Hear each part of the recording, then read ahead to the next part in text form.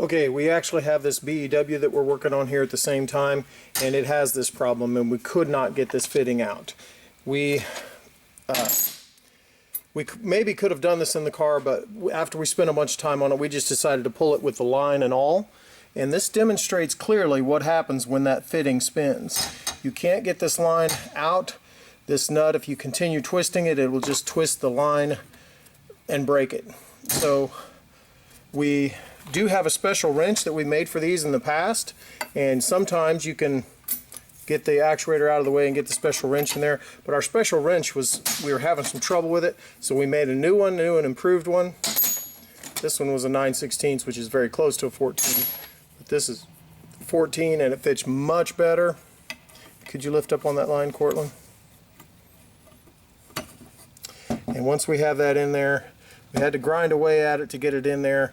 We'll probably be able to break that nut loose. I want to define terms here. Line, nut, fitting that the wrench is on. So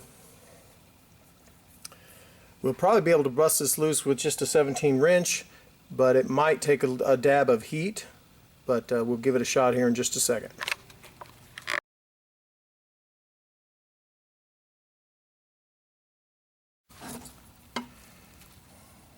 Very clear. Now I'm just letting this wrench seat up against the housing on the turbo, and I'm going to hopefully not round the fitting. I'm not going to give it too much effort, because if that fitting wants to round, then we're screwed. Okay, I am going to go ahead and heat this, because we only have one opportunity to do it without screwing it up.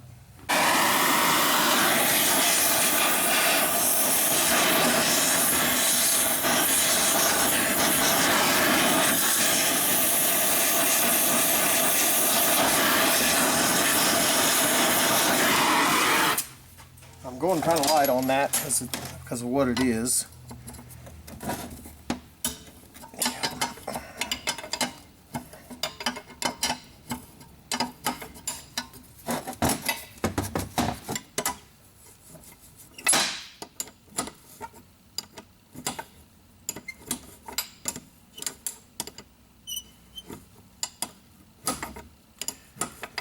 Just grab it with your fingers and twist it. It's loose enough now. Okay, what you always want to do, I've said this in other videos, whenever you have one of these out, this problem is so annoying that you have to absolutely take this fitting out, clean everything with brake clean, get it nice and clean, wire wheel it if you have to, put Loctite on it, and then reinstall the fitting tightly. Hopefully the next guy won't run into this problem.